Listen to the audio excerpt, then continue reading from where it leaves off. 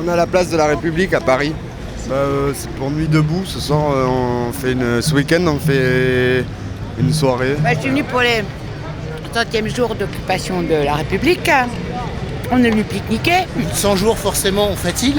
On est tous très fatigués, mais on est encore là. Il ne s'agit pas d'écouter le fait que ça s'essouffle, ça ne s'essouffle pas. Il suffit juste de venir sur la place. Les grèves, au bout de 15 jours, ils disaient déjà que le mouvement il s'essoufflait. Et jusqu'à la preuve du contraire, la semaine dernière, il y avait encore des grèves et il y avait encore des milliers de gens dans la rue. Les médias racontent ce qu'ils veulent, sans tenir compte de ce qui se passe, sans tenir compte des faits, totalement librement, libre à eux.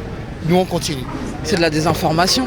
Clairement, c'est pour décourager les gens, pour nous faire passer pour des rigolos.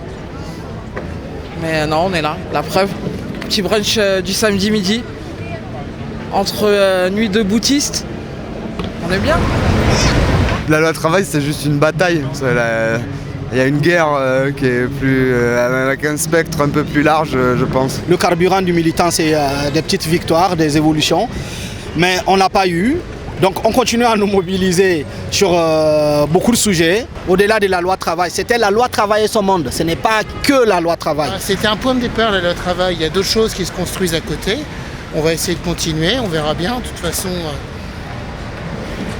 on essaie de réimposer un exercice de démocratie, c'est-à-dire que c'est aux citoyens, c'est au peuple d'exprimer son opinion. On essaie de le faire avec nos moyens. La loi travail a permis de démontrer par l'absurde qu'il y a un vrai problème de démocratie dans ce pays. Moi, je ne suis pas du tout persuadé que le 49.3 soit le Graal des raisons pour lesquelles on se rassemble, on se soulève.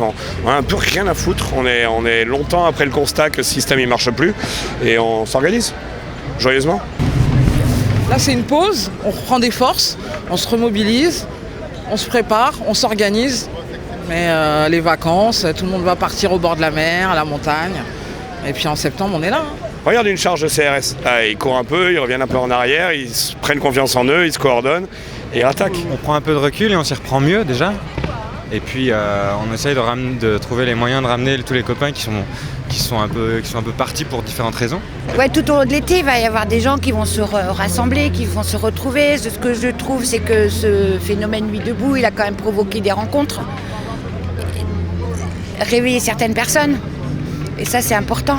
Si tu veux, on va raisonner en termes marketing. C'est la fin de la saison 1. Rendez-vous à la saison 2, ça va être énorme. On va pas spoiler, mais ça va être énorme. Rendez-vous le 31 août.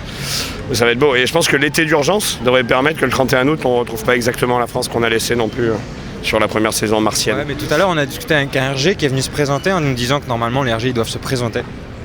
Je viens de l'apprendre. Et il nous disait que le ministère de l'Intérieur craint un mouvement social à la rentrée, à la fois de la part des lycéens, des étudiants et puis des mouvements un peu bizarres comme ça. C'est quelque chose qui va se développer sous des formes multiples et qui sont déjà multiples puisque ça fait feu de paille sur l'échelle nationale et même internationale.